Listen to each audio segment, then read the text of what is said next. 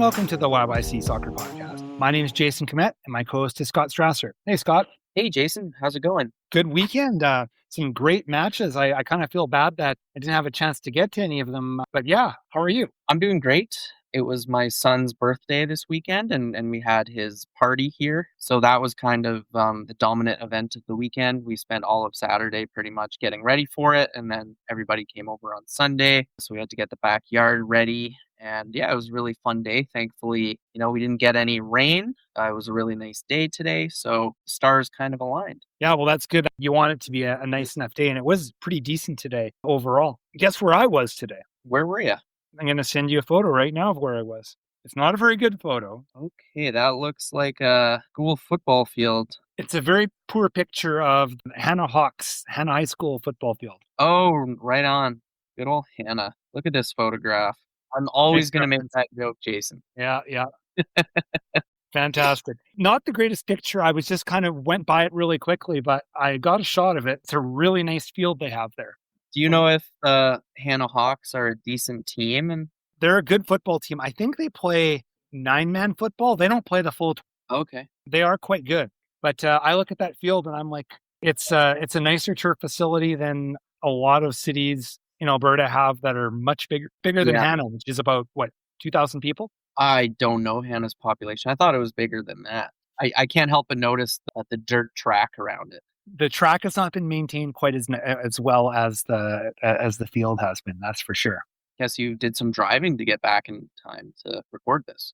Yeah, no, just got back here not that long ago. So yeah, but ready to go. So anyway, I guess let's get back to soccer because we have a couple really good matches to talk about. This is our weekend recap episode, and we're going to talk about Cavalry's match versus Forge and the Wild's match versus Ottawa. Yep, and then we also can rattle off the Alberta Major Soccer League playoff results that occurred this past weekend. But definitely, let's focus on those two games by the pros because they both provided plenty to talk about. Hi, everyone. This is Nate Edwards. You're listening to the YYC Soccer Podcast. So let's start with Cavalry FC and the big first place matchup at Spruce Meadows on Saturday afternoon. Scott, you were at this match. I wasn't able to make it. I had other stuff going on, but huge match. I'm guessing there was a buzz in the air when I watched the replay. It felt like it. Absolutely. And I never did hear what the confirmed attendance was, but I'd wager that this was the best league attendance that Cavalry has had in 2026. I don't think they're going to equal the numbers they saw when Vancouver Whitecaps and Thomas Miller were in town in July, which was over 6,000. But this one definitely seemed like it was pretty close to 5,000, which we haven't seen for a while. But that's to be expected when Forge come to town, and it's a game for first place. And right from the start, Jason, it felt exactly like a classic Forge versus Cavalry first place on the line matchup. And it delivered in terms of entertainment. And yeah, Cavalry pulling out the 2-1 win thanks to a fairly late goal from a fairly unlikely source. Well, maybe more likely all the time, it seems. Owen Antoniuk scoring in the 83rd minute. What a screamer. What a beautiful goal. Yeah, a one-timer after a pass back from, I believe it was Harry Payton, and he curled it into the top corner to win the game for Cavalry. That's his second goal in recent weeks. A lot of people probably remember he scored against, was it Supra? Supra? Yeah, when Supra was in town, or it was a long-distance strike. And this was similarly, far out, although not as far out as his last goal was. But yeah, Owen Antoniuk came off the bench around the 70th minute and did what he was brought on to do, which was change the game. So great day for him, for the University of Calgary Dinos U Sports draft pick. But that was definitely the headline maker, but it was far from the only talking point of this game. Yeah, well, let's run through some of the notable events. Cavalry really looked pretty good in that first, 15 to 20 minutes or so. But then really against the run of play, maybe one of the oddest goals I'd ever seen. Yeah, well, Ismail Okatokun scored it. But what led to this was a really careless giveaway from Ali Musi, who passed it straight to Forge's left winger. Can't remember who that was, but crossed it in, and Okatokun at the near post was able to squeak it past Nate Ingham to bring Forge up 1-0. Really against the run of play. I think it had been all Cavalry up until that point. But yeah, Forge took the lead, and then about 20 minutes after that, there was some fireworks at the other end of the pitch. Were there ever? You always would expect there to be a bit of animosity between these teams, but corner in the box and Amir Didic, Dan Klomp, was Toby in there? No. Anyways, Brad Camden Bewa was on the ground. Yeah, I don't see what led to that, but it seems like whatever caused that is what led to the ruckus. This is what I got out of it, is that Brad Camden Bewa was trying to be a shield for Didic, right? He was trying to basically be in between the defender who was trying to mark him. So with the idea being that if Camden Bewa was in the way, Didic would be more clear to get a header. And that's how it seemed to start. And then, Camden Bewa was on the ground, and then it just chaos ensued. And in the scuffle that followed, Forge fullback Rezart Rama put his hand on Dan Klomp's throat, and squeeze or not, you just can't do that. And actually, it was Didic who gestured to the bench to do the FVR or whatever is it FSR? CPL version of VAR. And sure enough, Cavalry challenged the ref to watch the video, and Rama was rightfully sent off. So you agree with this, that it was the right call, the red card? I think it was the right call. I wasn't at the match, but when you watch on One Soccer, so Jordan Wilson was adamant that this was the wrong call, but basically everybody else on One Soccer agreed it was a red card. But he was like, "It's the hill I'm going to die on. That's not a red card." His logic was it was too important a game to put a red card for something like that. Says the defender. Says the defender. Says the former center back or defender. Yeah, but I don't know. Anyway, I thought it was kind of a crazy argument, but whatever. I guess he can say whatever he wants. But I think it was for sure a red card. And I know if Forge's coaching staff, I really, maybe there's other reasons for them to feel hard done by, but I just think that had to be the right call. Yeah, and I mean, Rama walked. I think Nate Edwards in the ensuing scuffle that followed was given a yellow card. And actually, he could have, not long after that, after play resumed, Nate Edwards could have gotten a second yellow, Jason. And I think maybe that's why Forge's bench felt really hard done by in this one. But Edwards got away with a bit of an arm pull later on that he shouldn't have or didn't really need to have done. But it was 1-0 still as the two teams went into the halftime break. But, as could be expected, Cavalry capitalized on the man advantage not too long into the second half with a goal coming from, I would say, a more familiar scoring threat.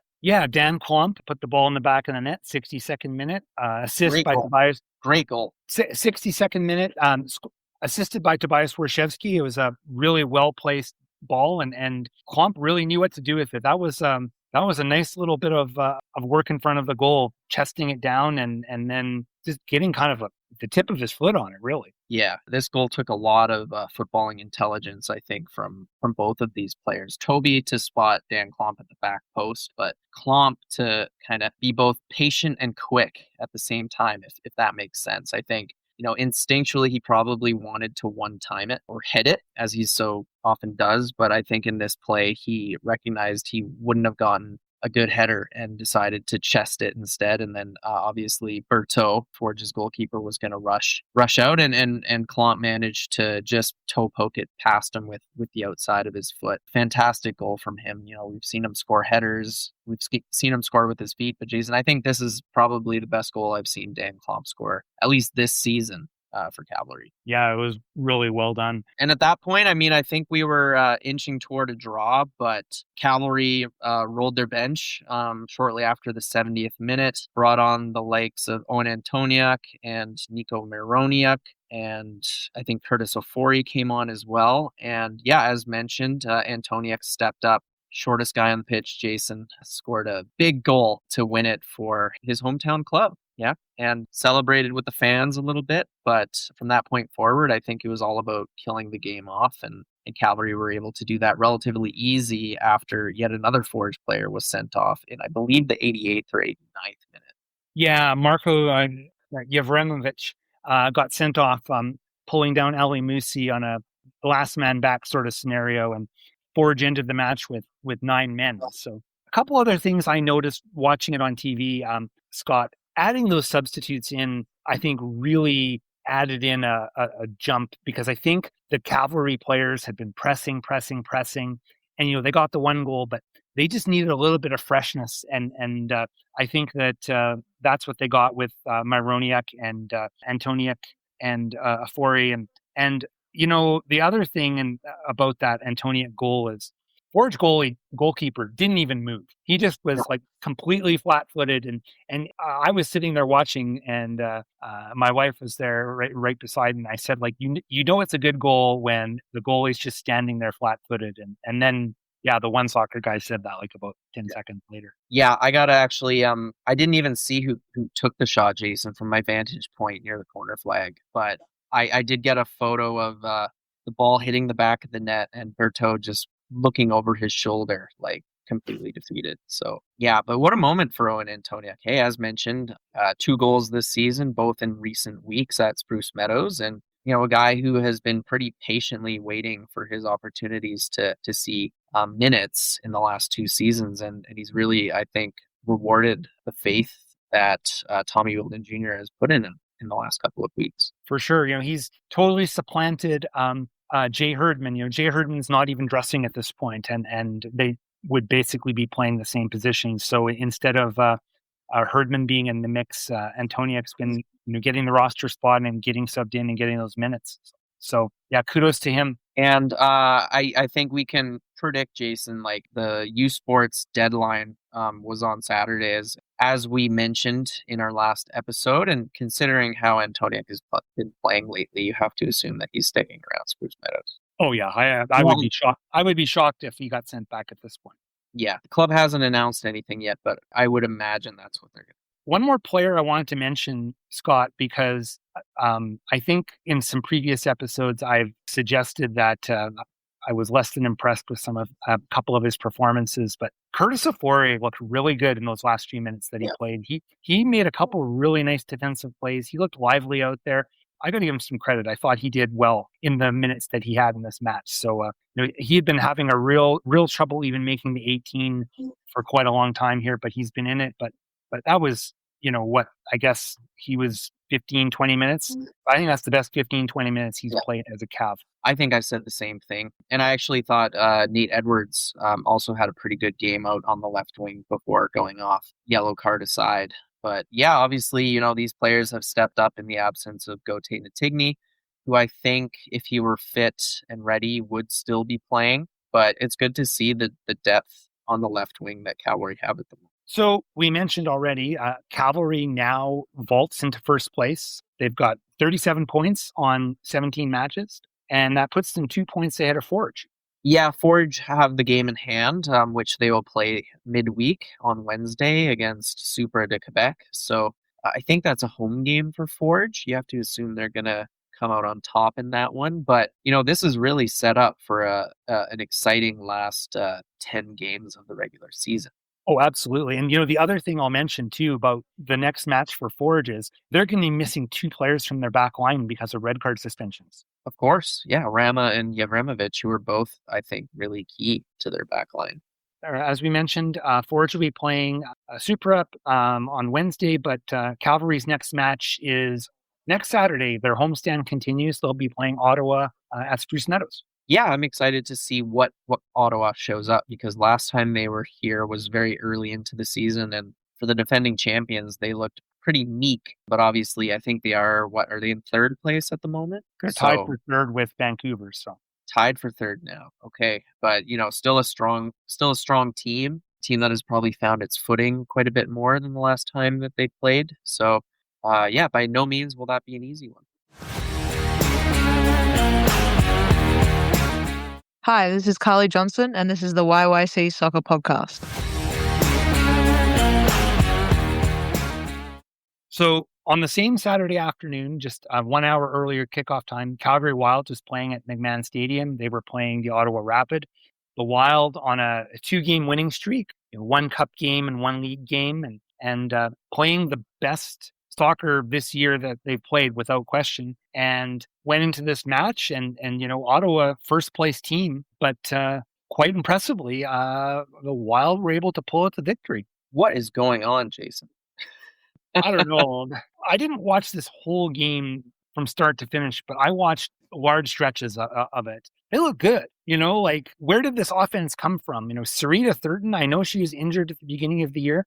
She's playing out of her mind right now. Yeah, 2 goals from her, and Jorian Balcom getting on the score sheet again. And I think this one was maybe the best goal that we've seen her score for the Wild, at least this season. So I think, is that 3 goals for her in the last 3 or 4 weeks? Like, the players you want to step up and score did. And just to add additional context to this win, Ottawa came into this on a 10-game unbeaten streak. And Calgary, as we've talked about, were missing the likes of Maggie Doherty-Howard, Maya Jones, Grace Doherty. So some of their key names, and I know they were coming into this game on a 2-game winning streak, but those were against the likes of an amateur team from Quebec and a Vancouver Rise team that is second from bottom in the NSL standings. So can't say I came into this expecting a positive result for the Wild. I thought they might play well, but just considering, this is a really strong Ottawa Rapid team they were coming up against.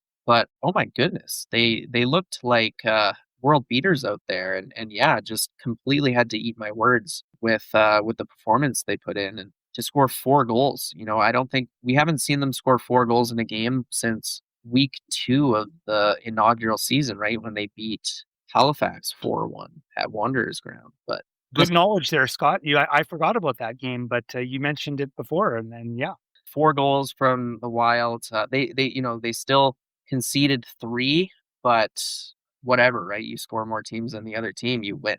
So yeah, a win that showed some real positivity among a team that for so long we've seen hang their heads after going down a goal. We should also probably mention that since we recorded our last episode and this match, the Wild signed a new player, and the new player, not only did they appear in this match, they also got an assist. Yes, which is par for the course for her, Jason. Based on my Googling, it seems like she's definitely a playmaker. Josie Aulicino, yet another American midfielder from, I believe, Michigan, and 24 years old, played in the A-League in Australia last year for Canberra United. And before that, played pretty much every game of her university career that she was eligible for with Northwestern. And I believe she is that program's all-time assist leader. So definitely a player who has a knack for finding someone open in the box. And I believe this was Jorian Balcom's goal that she got the assist on. Yeah, she came in at the beginning of the second half, and she provided the assist. Jorian Balcom did a lot at the to finish that goal, but it was all started by one thing I was going to mention when I looked at her bio, though, Scott, which I thought was interesting. So she graduated in 2024, and then last year, 2025, was her first season playing pro, and she was playing for Canberra United in the A-League. As a rookie, she started all 20 matches, scored 3 goals, had some assists. I didn't write down how many. And Canberra United was one of the top teams in the A-League. I can't remember if they were 3rd or 4th. So, that's a pretty good rookie year. Lots of times first year pro wouldn't make that much of an impact. I think that early indications are she could be a good signing, another good signing. Yeah, someone who could complement Maggie Doherty-Howard perhaps. And yeah, you're right. I think in 2025, Canberra United made it to the final, I want to say. I think I saw that when I was reading about her. But no, a player who has gotten off to a great start, right? So excited to see how she does for the Wild for this last, I think we're up, 9 games left this season? Yeah. So yeah, good. It seems to be another good get. That's now 5 players the Wild have brought on in the last month or 2. Yeah, and Wild's next match will be in Montreal. They're going to play the Roses on Sunday. This will be the 4th time that the Wild have played Montreal, or 3rd this season. But I think the first time that they will play since Montreal fired their coach last week. Hi, guys. It's Elijah Adekubi, and you're listening to the YYC Soccer Podcast. Okay, let's talk AMSL. We previewed the playoffs that were going to happen in Edmonton this weekend, and they were completed on Sunday. And we have one Calgary winner, Scott. One Edmonton winner, one Calgary winner. Yeah, on the men's side, Calgary Rangers are the AMSL champions. They beat Edmonton Southwest United 3-0 to win gold, which means that they will go to nationals in October, and those are going to be in Canada's capital, in Ottawa. Yeah, so congrats to the Rangers. And in the women's division, the champion is Northwest United St. Albert Impact. They won the provincial title. The one Calgary representative was the Calgary Blizzard. They played a semifinal match against FC Victoria, and they lost that match 3-2. So they just played the one semifinal game and bowed out. So that's it for the AMSL. But once it hits October, we'll probably pay attention to what happens at nationals with the Calgary Rangers and see if they can win a national championship. Yeah, so that's it for competitive amateur men's and women's soccer for the provincial leagues. But, as we've been talking about a bit offline, post-secondary seasons are right around the corner, Jason. So we'll probably be shifting our focus to U Sports and ACAC quite soon. Definitely. Thank you for joining us for another episode of the YYC Soccer Podcast. If you enjoyed today's episode, please follow or subscribe wherever you get your podcasts, so new episodes are waiting for you as soon as they're released. Visit yycsoccer.com for a complete archive and links to purchase Scott's book, Here Come the Cavalry. It's all about the history of professional soccer in Calgary. We'd love your feedback, so leave us a question on the website. Connect with us on X, Instagram, or Blue Sky, where our username is YYCSoccer403. If you have a moment, please leave us a review. It really helps other soccer fans discover the show. We'll be back soon with more stories from Calgary's soccer community. Until next time, keep supporting local soccer, and we'll see you at the match.